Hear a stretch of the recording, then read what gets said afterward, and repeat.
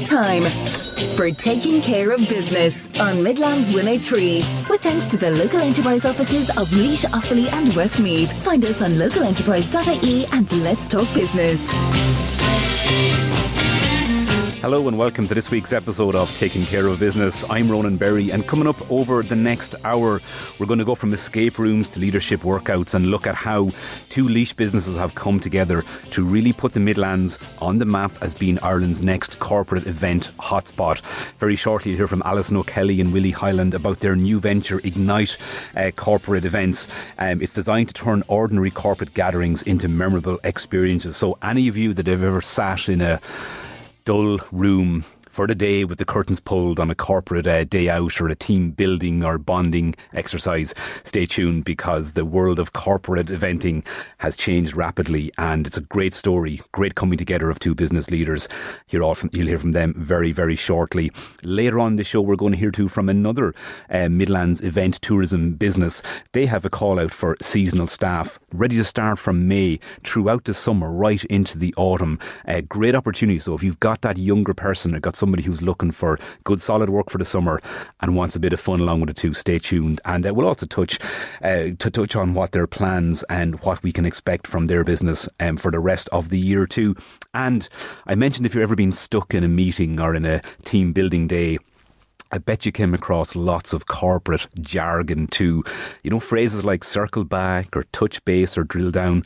Well, if you know those phrases and they make you cringe a little bit, you'll appreciate the piece I have for you later in the show, because I will be speaking to Australian duo James Schloffel and Charles Firth of Wankernomics, and they will explain how corporate jargon became the inspiration for their global comedy show and why the corporate world will probably never ever escape from said jargon. That's all coming up on Taking Care of Business. If you want to be part of this evening's show, you can get me here in the studio by text or WhatsApp on 083 3010 103, powered by the home of Offaly's top-selling car brand Lamb Brothers Toyota on the Arden Road in Tullamore. But before that this evening, I'm going to just touch back on what's been happening in the Middle East for the last over the past week or 10 days. And I know tomorrow there's another chartered flight due to leave Abu Dhabi, again being put on by the Irish government. And in just having a quick scan across some of the various international news sites earlier this afternoon, there were more alerts today in the United Arab Emirates for people to take shelter because of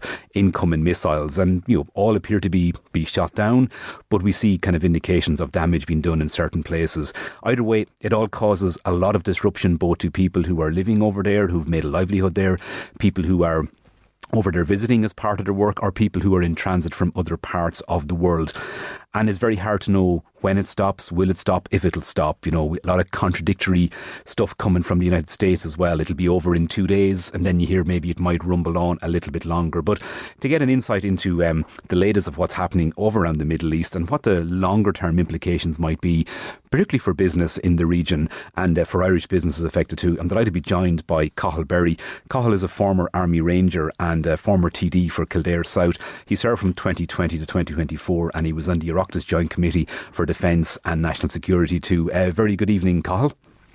Good evening, Ronan. Cathal, take us through what you know about the latest, I suppose, on the ground in terms of the conflict that was started by the US and Iran. Yeah, so unfortunately I have no good news tonight, Ronan. The conflict continues to escalate and indeed widen as well. So obviously it's not just a conflict between Israel, the United States and Iran, which is the original starting point for the conflict. It's really expanded, including about 14 or 15 countries now. And the EU has been attacked really because Cyprus is a member of the EU, and NATO has been attacked as well because Turkey is a member of NATO. So a huge disruption to oil markets, to shipping, to air travel, and to the Irish citizens who made the Gulf their home while they're working. So very concerning, and unfortunately we're on a negative trajectory, and there's no immediate end in sight for at least a number of weeks. And there's been a lot of talk over the weekend about an American strategy in this, or maybe even a complete lack of strategy. What do you think on that? Like, did they actually have a plan?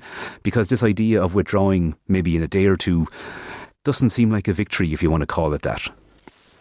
Yeah, so there's no strategy, there's no plan, and all you have to do is look at the Trump administration. There's 4 or 5 different, completely different things, so there's no cohesion, no coordination whatsoever. Again, like Putin, they miscalculated.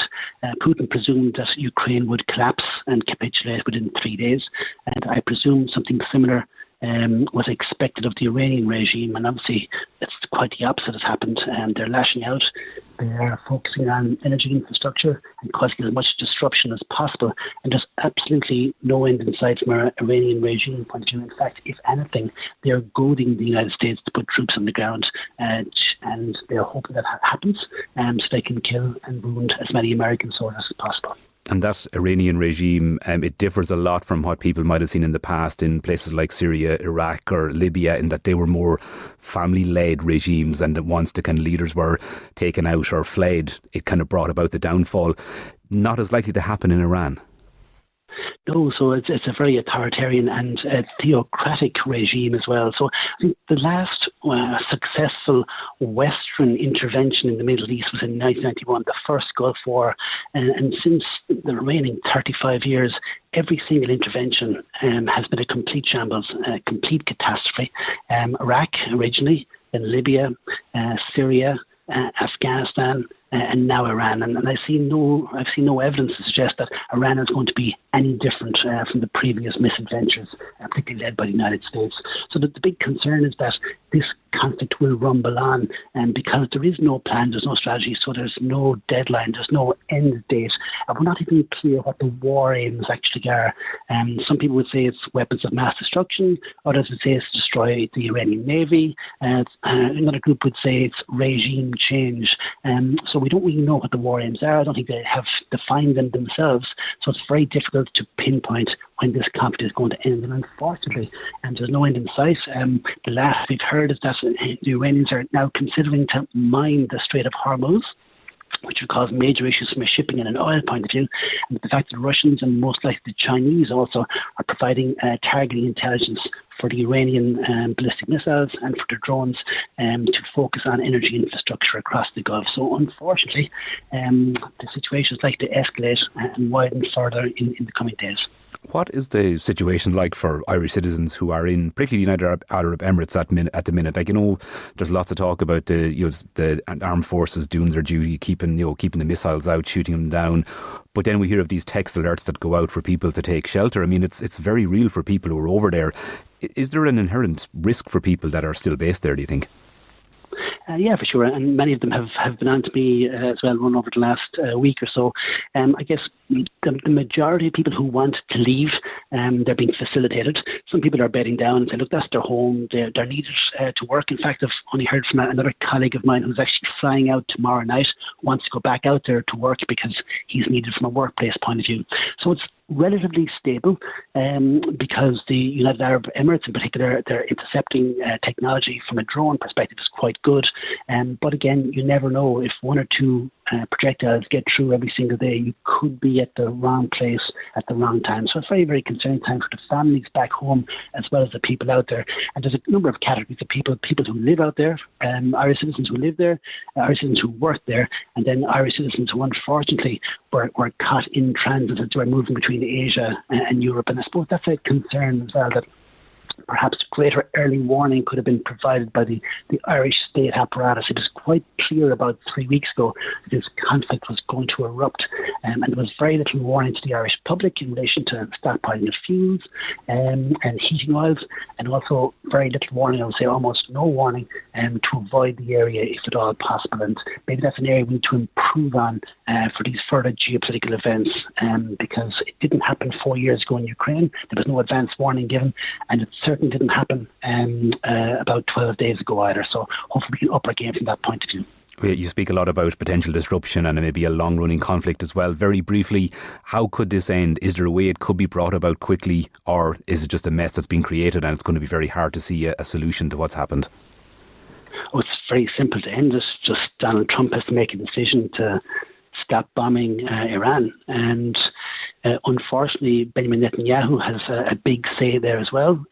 He obviously is goading the United States into continuing the activity, because not only is Benjamin Netanyahu keen to degrade the Iranian capability, but his troops have also launched a ground invasion into southern Lebanon, where there's 350 Irish troops at the moment, and the Israeli Defence Force intends most likely establishing a 10-kilometre buffer zone into Lebanon there to act as a protectorate between Lebanon and Israel. So to answer your question very, very simply, Israel and America just needs to decide to stop bombing Iran, but I don't see that happening. There's a lot of ego at play, there's a lot of bombast at play, and there's no clear off-ramp. You're dealing with people who, I would say, are almost enjoying the spectacle of launching aircraft and missiles, and unfortunately the egos of that particular administration would probably not allow them to stop, at least for the month of March. So unfortunately for the coming weeks, it's going to be business as usual. I think from a bombing and from a kinetic activity point of view in the Middle East, and I would be concerned that it's going to involve American troops on the ground as well, which will probably exacerbate and escalate the situation even further. Oh, stark warning indeed. Dr. Cathal Berry, thank you so much for your insights this evening. Thanks, Ronan. Bye now. And there you go. That's kind of a rather bleak picture, but again, is there anything surprising in that? Where it ends is very, very difficult to say. When, even more difficult. Anyway, time for me to take a quick break. After that, we're going to introduce you to two Laois business owners who have combined their collective talents to create a new corporate eventing business, and it is probably going to bring, no, I know it will, it's going to bring thousands and thousands of tourists to County Laois and the surrounding areas over the next couple of years. That's all coming up. Taking care of business with thanks to the local enterprise offices of Laois, Offaly and Westmeath. Find us on localenterprise.ie and let's talk business. Well, I said it there just before the break that corporate events are evolving fast. Business are no longer just booking meeting rooms. They're looking for experiences that inspire their teams, develop leadership and strengthen culture. I'm delighted to be joined by Alison O'Kelly and Willie Hyland, and they're here to discuss the launch of Ignite Corporate Events. It's a new Midlands venture combining strategic event planning, mentoring and immersive team experiences. Now, I mentioned the name Willie Hyland. Yes, anybody in GA circles, it is the Willie Hyland. And Willie joined me almost 3 years ago to talk about Midland Escape, his business. So that's where we're going to start this story. Good evening, Willie. Welcome back to Taking Care of Business. Thanks for having me, Ronan. Yeah, I remember when you were on with me, it was July 23, and I was blown away by what you were telling me, the activities you were organising for very large corporates, bringing them down out of Dublin all across the country, and the numbers are in the hundreds. So I was immediately struck saying, wow, something big is happening there. How has things been since I last spoke to you? Is it going as strong as ever? Yeah, it's been fantastic. Yeah, so year on year we've grown since, Ronan, thankfully. I suppose Midland Escape, it is corporate wellness events, so we offer 20 activities to corporate groups. Now we have custom tour experiences as well, but the majority of our business is corporate wellness events, and they vary from team building to laser clay shooting, kayaking, a whole suite of holistic activities like mindfulness meditation hours, yoga, etc. So yeah, it's grown year on year, and we travel all around the country now, so hotels and venues from here as far as Farnham Estate and Cavan. So it's yeah, there's no day the same anyway, that's for sure. Yeah, I'd say you don't go to bed at all, you don't sleep at all. Your team obviously had to grow around that then, did it? Yeah, we've grown. Yeah, we've taken on, we've took on a new recruit only 3 weeks ago as well. So yeah, look, I suppose it's always a balancing act when to take on extra staff, but thankfully bookings are up year on year and revenue is up year on year, so it allows us to grow and expand, and yeah, we want to add more activities to what we do as well. From a you know, I suppose we want to keep it innovative every year. You know, if companies that come back to us year on year and you know they want to do something different, they can't do the same thing. You know, so it's about matching that demand as well. So yeah, it's going really well. What are the typical things people want? Is it just something off the wall fun, something different? Is it touching with nature? Is it a little bit of maybe bit of hard slogging and pain and running through bogs? Yeah, it really depends. It varies. Most companies, you know, for the morning, like they might have a morning full of meetings, say reviews, forecasting, etc. You know what I mean? So in the afternoon, or maybe some companies want it over a full day. They might want, what's very popular is, I suppose, our team building that we offer, and then maybe a mindfulness meditation hour afterwards to maybe zen or relax after an interactive high energy activity like team building. Then you might have other companies who want it over 2 days, Then we have companies who actually want a la carte activities, so they might have a group of maybe or a staff of 100 people, and they want to go in different directions. So 20 might go kayaking, 20 might go biking, etc. So you have to lay on every corporate group is different in what they're looking for. But the value of it is massive because people now are obviously working remotely. They don't get a chance to maybe just chill out and chat and maybe chat about stuff away from work. So our days are full of fun, and they can be competitive as well. And, we combine it generally with a bit of food or whatever at the end, and it's just a nice, relaxing day. And the beauty is, as I said, we're not just limited to Laois, that we travel all over the 32 counties delivering these programmes, so it's great. Yeah, sounds like a finely tuned package indeed.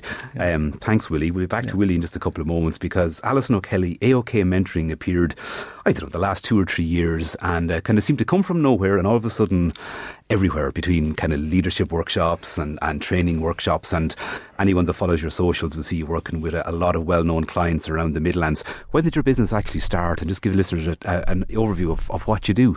Yeah, so my business is now actually we're rebranding to AOK Communications, so we're expanding quite a lot. So basically we are a communications company. So what that basically means is that any interaction that a business has with the customer, we can look after. So whether that is the social media management, the PR, the media training, anything like that, public speaking, we can absolutely look after it. So we're not kind of your average marketing agency. We do a little bit more than that. So yeah, it's been really good. So we're 3 years in business now. We've grown from a team of just myself now to 5, including myself. And yeah, it's growing. We're expanding. We're diversifying, I suppose, our offerings, because the world is always changing, and so is marketing, evidently. So yeah, it's been great. The typical clients that you work with, you don't have to name them, but types of business or any sectors in particular? Yeah, well, to be honest, construction is a huge one for us. That's where I got my start, in construction marketing. So that's kind of our forte, but it can be absolutely anything. We could be on a digger one day, in a hair salon the next day, in a restaurant. We do a bit of everything, to be honest. I have to say, I have a background in construction myself, and so many Midlands companies have really twigged on that they have great content, great stories, to get it out there, because it does so much for them, never mind from customers, but from attracting people as well. Absolutely. How did you first come across Willie's business? Yeah, so Willie actually messaged me on LinkedIn a couple of years ago when I was starting out, and he said, look, do you want to have a meeting and we can discuss social media marketing and stuff? And then it kind of went from there. So we've been working with Midland Escape now for a good few years. That was the last couple of years, and that's how we kind of eventually, I suppose, started to work on events together, and that's kind of where Ignite came from. It was a natural kind of progression. So overnight idea, or did it take a little bit of while to build out that concept? Yeah, well look, I suppose we had some inquiries over the last year or so, maybe 18 months, I suppose, Ronan, that didn't really fill the bracket of Midland Escape and didn't fill the bracket of AOK Mentoring. So we took on some events, and we said, look, it's a good fit. I have strengths, maybe, well, I wouldn't say I've many, but maybe Alison doesn't have, and Alison definitely has strengths that I don't have, like where when I reached out to Alison, originally I was looking for somebody to do our social media or marketing, because it really is not my strong point. So, and look, they've done a brilliant job over the last number of years. Look, Alison's very, very capable, has many strengths, public speaking, mentoring, etc. So, look, it's a good fit. We ran some events last year, and it kind of has kind of came about organically, really, Yeah, definitely. And I suppose, another thing is, we both have so much experience in this industry, separately and together, and I suppose that's where we really, pride ourselves on that proactive, not reactive approach in our separate businesses and together. So it was kind of a no-brainer, I suppose, really, because we were like, look, we both, as Willie said, have different skill sets, and we can bring them both to the table and offer a better business offering overall. So if somebody was going to put an inquiry into this new venture, what type of inquiry are we looking at then? It is that kind of bespoke area, is it, where you want to try and give them something unique, something special? Yeah, basically. So absolutely any event that a business wants to run, we can look after. So whether that is your gala events or your gala dinners or your awards nights, your conferences, anything like that, basically we just take the hassle off the business. And that's a big thing that we want to do. We've both worked with a number of corporate companies over the last couple of years. So basically, the more we can take off their plate, the better. So that's kind of what we're here for. So absolutely anything. The like stuff that usually gets put on top of somebody who Absolutely. does not have time to do Yes. it and maybe doesn't have the experience. No. And still the end result that's Exactly. expected is a top class professional event as well. Yeah. Because I think people should get an insight. Like it doesn't just come together overnight. Like No. any big event, an award ceremony like that, there's a lot of work behind the scenes that maybe too often goes unnoticed, unrecognised. And I suppose that's where our networks come in. You know, we've built up such a strong network, particularly Willie, over the last couple of years, of corporates and vendors and stuff, you know, that we have great relationships with that maybe other companies might not have, but we can leverage them, you know. Yeah, like we deal with different hotels, you know, every week. You know, we have contacts in all hotels in, I'd say, in every county in Ireland. So, you know, that's a massive strength. We don't have, you know, it runs very like what we do with Midland Escape and with AOK Mentoring, in that you have to, you know, you have to reach out to events managers. You have to, you know, it's kind of, you know, it's similar but different, if that makes sense, you know. Absolutely, no, and I think it's very easy to kind of see and spot where the need might be. Is it like Midland Escape that it can obviously move to wherever the client needs you to go? Exactly. Absolutely. Yeah, exactly. Like the couple of events that we ran, 2 of them were actually in Munster. So yeah, look, we can't be just limited to the Midlands. Obviously, you know what I mean. It's there's only a small, you know what I mean. We want to like similar to Midland Escape, travel. Is there an appetite for people, say particularly, you know, up in Dublin or on the East Coast, to come down to the Midlands though for a team building day, like get out of the big smoke and show them what we have down here? We found that so much. Like there's the amount of companies that have come to us, Ron, and that have offices, say, in Cork, Dublin, Belfast, Galway. They want somewhere to meet in the middle, and we really kind of undersell that in Laois and in Offaly, in the Midlands in general, because with obviously the new motorway structure that we have, you know, it's only 5 minutes from, you know, just if it's a heritage in Killinard or it's the Midlands Park, wherever it might be, it's just off the motorway. It's a central location, and you know, it cuts out the big long drive for staff, you know. And I think people don't really realise what we have here in the Midlands until they're here. You know, I've noticed that so much with some of our customers when we bring them into the Midlands. They're always like, oh, I didn't realise this was here and we could also do this and that. And I think once we get them over to the Midlands, we can keep them, you know. Absolutely. You see that experience economy as being, is it an untapped opportunity really? Oh, absolutely. Like I suppose, you know, for corporates as well, like when you talk about the experience, it's very different to what it used to be. You know, we're no longer, I suppose, you know, as you said earlier, and you know put it so well, that we're not going into these boardrooms anymore with closed curtains, with no natural light and stuff. We want to be innovative. We want to be creative. We're both entrepreneurs through and through. So we want that to shine through. Because when we say corporate, we don't want it to be strict. We want it to have that element of creativity, you know. You must know, especially from a leadership, and I'm sure Willie, you see it from the sporting field as well, the leadership development maybe, or the team bonding, it probably is 20, 50x when you have people together in a field, on a boat, playing golf, as opposed to that room. You can probably see those results actually in front of your eyes. Yeah, definitely. And I mean, you can see the different personalities there as well. You can see the natural leaders. You can see the people who take direction really well. Like, and you're going to learn so much more from that than sitting and lecturing in a boardroom. Absolutely. I don't think there's any question in that. Yeah, I see it big time. You know what I mean? You meet initially when you meet people, they can be quite rigid. You know what I mean? And then at the most rewarding part of our job is after a 2 or 3 hour slot with ourselves, the laugh and the crack, the fun, the banter that they have, and that's what it's all about. And you leave then, you leave it like you're buzzing after a booking with ourselves, because you know you see the difference that you're making to these organisations. You know, it's a pressurised environment now. You know what I mean? Everything. You know, sometimes that morning that they have with their internal meetings can be a pressurised morning. You know what I mean? So it's nice, and you can see with their body language, everything, it just changes over the afternoon, and that's probably the most rewarding part for us. I've seen people turn up to corporate days and be stuck in their cars with their laptops out. That is the reality of what you're dealing with. Yeah. Long term, are you looking at maybe potentially tapping into overseas companies? Imagine if you could get like some of the Silicon Valley companies into Laois. Is that a... Yeah, we'll step by step, Ron wants to build it in a day. But look, it's very exciting, I suppose. Since we launched the business, even the inquiries have been, it's been crazy since we launched. So look, I think step by step we can't get ahead of ourselves. ourselves.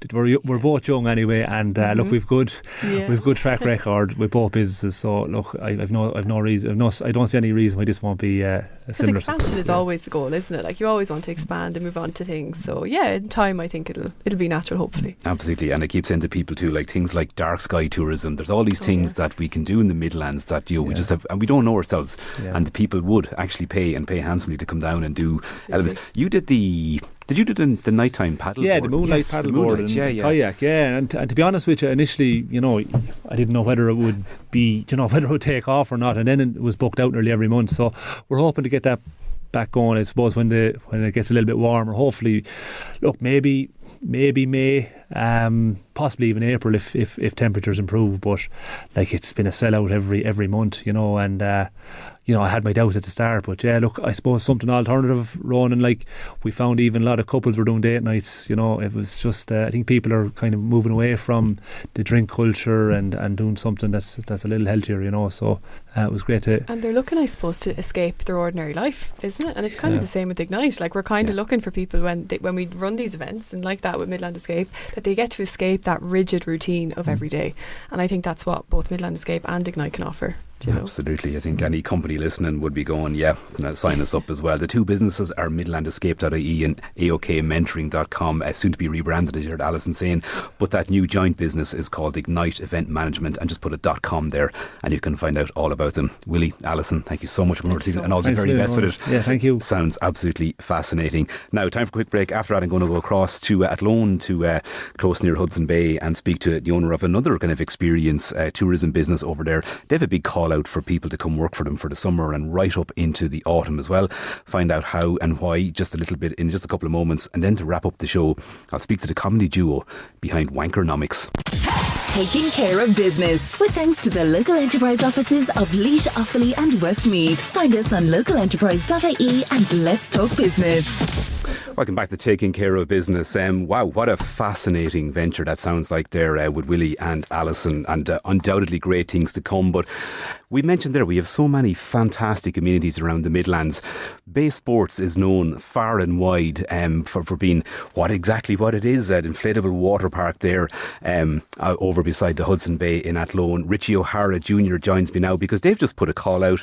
They are looking for plenty of seasonal staff for the season ahead. Good evening, Richie. Ronan, how are you? I am absolutely fantastic. I suppose, firstly, what have you got planned at Baysports for this season? Well, we have a lot of new exciting products coming along this summer. We have a fleet of electric boats, self-drive boats that will be available to hire, as well as a fleet of electric bikes as well. So those are two brand new products that are coming on stream for us, as well as a fleet of brand new kayaks as well, which will allow families to go and to take young kids out in four-person kayaks, which is new for us as well. So aside from the water park and our other standard activities, we have those three activities coming on stream as well. So it's quite exciting for us. You're constantly innovating and constantly adding to it. And I suppose that means you need more people as well. You have some amazing opportunities coming up across the next 6 or 7 months as well. Everything from working on maybe coffee or food vans right up to jobs on the water and lifeguarding jobs. Yes, absolutely, we do, and we also have positions as coordinators and managers. We're seeking those positions as well. So there's something for people who have zero experience, and then also those who are looking to maybe advance their careers as well. We have the structure there is such a way that we have a strong emphasis on safety, especially on the water, and so there's a high level of supervision and organisation that's required, and I think it's maybe something that it's kind of under the radar. It's the customer. We try and make it as seamless as possible. So the customer generally maybe doesn't see the level of organisation that goes on, and maybe it is underestimated, but that's how we like to keep it, because it's supposed to be that way, I suppose, and its main focus is on the customer enjoyment, but that all comes with a high level of organisation behind it. Approximately, does it take many people between full-time and part-time to run an operation like that? So we have a full-time staff of 6 full-time year-round workers. So we have our office administrators and our maintenance team, and then also myself and my dad are kind of strewn between a couple of different roles.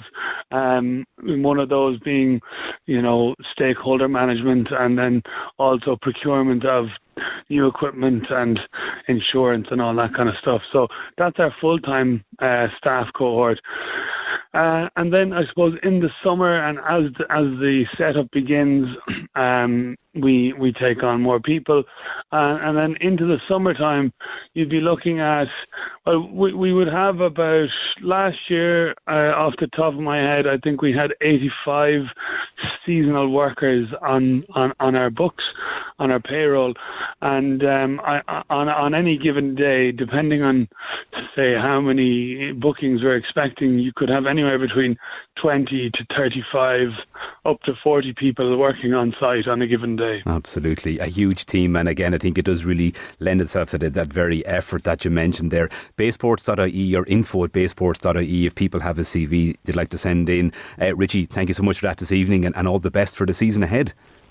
Thank you, Ronan. All the best. Thank you, Richie. What a fantastic opportunity there again. Great experience that we could get there over the next couple of months. I told you how to go about it, and there you are. Taking care of business with thanks to the local enterprise offices of Laois, Offaly and Westmeath. Find us on localenterprise.ie and let's talk business. If you've ever been asked to circle back or touch base or drill down or reach out, you'll appreciate this next section. I'd like to introduce you to Australian duo James Schleffel and Charles Firth. They are the creators of Wankernomics, and they're here to explain how corporate jargon became the inspiration for a global comedy show. It started in Australia, it's coming to Ireland in April as well, but also why the corporate world may never escape corporate jargon. Lovely to touch base. How are you? Straight in. We should have a little kind of a bingo card or a little bell that goes at it. That's the voice of James there. James, take us through it. I mean, how did Wankernomics first start, or at what point in your own career did you go, Jesus, enough is enough? Yeah, we've both got kind of different backstories. Like all good thought leaders, we have a few different backstories depending on how we kind of want to juice engagement, depending on who we're talking to. But no, the truth is, for me, it was definitely working in the corporate world. I worked in marketing for quite a while, and in advertising as well. And it quickly became apparent to me that you could go a long way in your career if you could confidently say words like synergies or stakeholder buy-in. So I kind of became fascinated with the way that people would use language to avoid doing work or to make themselves sound more impressive, or to cover up for not knowing what they were doing. And so I kind of became obsessed with this, a bit like, David Attenborough watching maybe animals. I watched the way that people behaved at work. And I've kind of made it my mission to be an expert in this thing, because you can go a long way. You can go a long way just by talking like this. Absolutely. And I think to get into marketing, probably a great place to start on it. You probably saw too, like graduates come into a system, they probably quickly adapt and learn this language, I suppose. And the best, as you put it there, kind of find that there are probably certain words and key phrases that can just really accelerate that rise to the top. Well, it's very much like a cult. It's like joining a cult, isn't it? Like you can try to avoid using these terms, but It's pretty much impossible. By the end of your first week in a new job, you're going to be saying, circle back and synergies and hard stop and moving forward. It's really impossible to not take this kind of stuff on. Charles, your background was you were kind of involved in satire before, and again, what was the turning point for you, or what was that point where you went, right, enough of this corporate BS, let's start getting to the... Yeah. So the thing is, I had sort of worked in TV and radio for a while, and the truth is that every single MBA I ever met just spoke total rubbish, right? Like, just you'd come across these people and they usually sort of would be sniffling their nose a bit, at the beginning of every meeting and just rubbing their nose a bit. And then they'd stand up and say just absolute rubbish for 45 minutes and everyone would sort of then drink the Kool-Aid and think that they were somehow impressive. And I remember, it would have been sort of like 2018, 2019. James and I had already started working together doing other sort of comedy stuff. And we were saying, we should just do an MBA. We should just actually run our own MBA because they're just rubbish. It's just absolute bullshit, right? We might as well just turn it in. We could teach the whole MBA course in 60 minutes and we'd make a lot of money. So I think my motivation has primarily been one of incredible laziness, which is this stuff writes itself. We're not actually comedians. This is not comedy. This is just documentary. This is just, we just turn up to meetings or read emails, write it down, and then, that's it. You just sell it back to people. There's some home truths in it for people. I know one of your most recent posts there, you spoke about the term drill down, and you basically alluded to the fact that many people enter the jobs market or get a career started and then they realise their whole purpose for being is just to write emails and then attend meetings about said emails.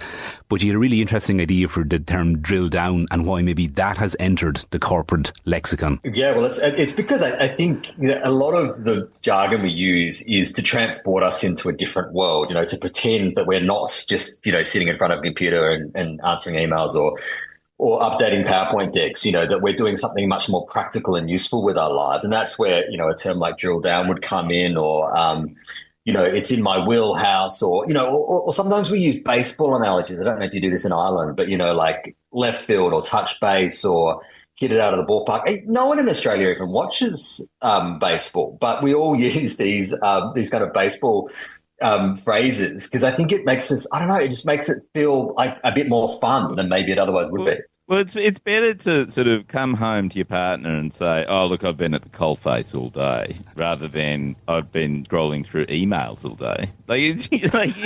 You wouldn't get any sex that night if you said, I've just been doing emails all day. You got to be. But also, I just love the idea that sending emails and sitting at your desk is remotely similar to being in a coal mine, mining coal. You could not think of two more different things. But yet we do this amazing thing in workplaces where we just equate these two things and just everyone just assumes that that's normal. And every now and again, there's a move to try and make people more efficient with emails. Nobody's allowed CC anybody, or if you get an email you're CC'd in, you don't read it. It's not for you. But old habits creep back in. I'm intrigued by this idea of doing almost an MBA around this as well, because you do, you actually act as consultants, do you? Are you on a mission to rid the world of corporate jargon, or is that not like a turkey voting for Christmas? Well, no, it's actually the opposite. Very early on, we realised there's no point trying to rid the world of this kind of stuff. All you can do is accept it and then lean into it. So our mission really is to teach people how to be better at this, and that's what our shows are all about, is teaching people the fine art of corporate wankery. Charles, corporate wankery, expand, please. You just won't get ahead in the corporate world unless you are a wanker. You can't turn up to a meeting and just say, oh, I don't understand what's going on here. I didn't actually sort of do any work on that project since last week. Oh no, that's a work in progress, right? And then suddenly everyone just sort of think, oh, I haven't finished that document. You go, it's a living, breathing document, and then everyone just, you're part of the team, you're part of the cult. Yeah. So it not only does it mean that you become part of the team, but it also means you don't have to do as much work. What are some of the most outlandish or outstanding or the best/worst examples you've come across, like real examples that have made you go, oh, this is gold for our show? Do you know what? I was trying to think about this earlier today. This is not something we use in our show, but my mind harked all the way back to this meeting I was in once where there was a strategy presentation from an advertising agency where they spent a good half an hour discussing the cultural significance of Banksy and how it was reshaping the way that young people interact with advertising. Now, the client, I should say, the client was a large mainstream telecommunications company, but yet the actual bullshit that advertising agencies often will get up to, they wanted to convince people that that this company should spend their advertising budget on doing graffiti instead of television ads. I'm not sure. Anyway, in the end, the company ended up doing television ads. But I felt that was a classic example of just, total bullshit, probably charged out at about $1,000 an hour. Clearly, the world is listening. People are engaging because you've turned this into a very successful comedy show, one that it's on its way to Europe very shortly and come to Dublin in April. At what point did you kind of realise this can become a full-time thing and we can actually start, travelling the world with this show? Well, it was at the beginning of last year, or was it the beginning of the year before, when we started posting videos of our shows on social media, and it was James who noticed that actually 90% of our likes on Instagram weren't coming from Australia, which is where we'd only ever performed, but was actually coming out of England and Ireland, right? And we realised that actually the Irish and the British are actually far bigger wankers than Australians, and so. And so we just went, well, we've got to lean into that. We'll have to drill down and deep dive and head over. But look, I suppose that you said the world has sat up and listened as well. You're coming to Dublin in April of this year as well. That sounds very exciting. Can't wait to come to Ireland. It's been a long time coming. There was a time there where I think Ireland and specifically Dublin was probably the most requested place that when people got in contact with us on social media, it was always come to Ireland. So it's so nice to finally be able to get there. Can't wait. It is good. Ryan, can I just ask about Ireland? Because I've been wondering, do I need to bring my own? I really like beer. Do I need to bring my own, or do you have beer over there? No, there's some establishments where you can get beer, all right. Yeah, I'll probably have to circle back to you on that one. But if you can list your priorities, and we'll do it. But yeah, we'll find you beer. Don't worry. We've got this great beer in Australia called Guinness. I might bring over some Guinness so that you can. Yeah, is the white bits on the bottom of your Guinness though, isn't it? The white bits. Yeah, we'll sample it. I remember, and you can actually go up. Guys, you're using humour really to challenge almost power structures. Do you think is this a way forward? Should companies open their doors and embrace and actually just have a good old fashioned look at what they're doing, the terms they're using, but do it in a fun, creative way, and ultimately increase productivity, increase production? There has to be some fantastic outcomes from this. Absolutely. I mean, companies these days just take themselves so seriously, don't they? And I think it's a bit out of sync with how people actually are. And, all these very earnest kind of values and missions and purposes and policies and North Stars and all this stuff that it's kind of well-meaning, but really it's just a bit of a waste of time. And I think, you talk about productivity. I think we could probably get about 10 times more stuff done if we actually just had a bit of a laugh and just got rid of all the bull. But the only problem with that, though, Ronan, is that we would be out of a job. So I think it's actually, now that I think of it, I think it's very, very important that companies continue to do this. The other thing is, Ronan, that 90% of jobs nowadays are just basically, involved in creating this bull. Right, if you actually got rid of purpose statements and mission statements and company values, what would employees do all day? I think it's actually basically propping up the entire capitalist system to have all these things, because otherwise you'd be able to sack 90% of employees if you didn't have all that stuff. Yeah, it'd be an economic disaster. Yeah, so you can go in and promise maybe a X reduction or increase in productivity, but not a full reduction, because you want to keep enough of the lingo and the corporate speak in there. I'm going to give you some examples now. in the Irish language. Now, in Ireland, we don't speak Irish every day. There's not a huge amount of people who would be fluent. But if I said to you, Táimid ar Mhuinneam Wicca, what do you think that might mean? Oh, that must mean let's take that offline and circle back later. It's not bad. It means we're on the pig's back. So a muck is a What pig. does that mean? Yeah, so we're on the pig's back, as in where things are going well, things are picking up again. I'm going to make it my life's mission to get Australia to adopt the phrase, we're riding the pig's back. We're on the pig's back, yeah.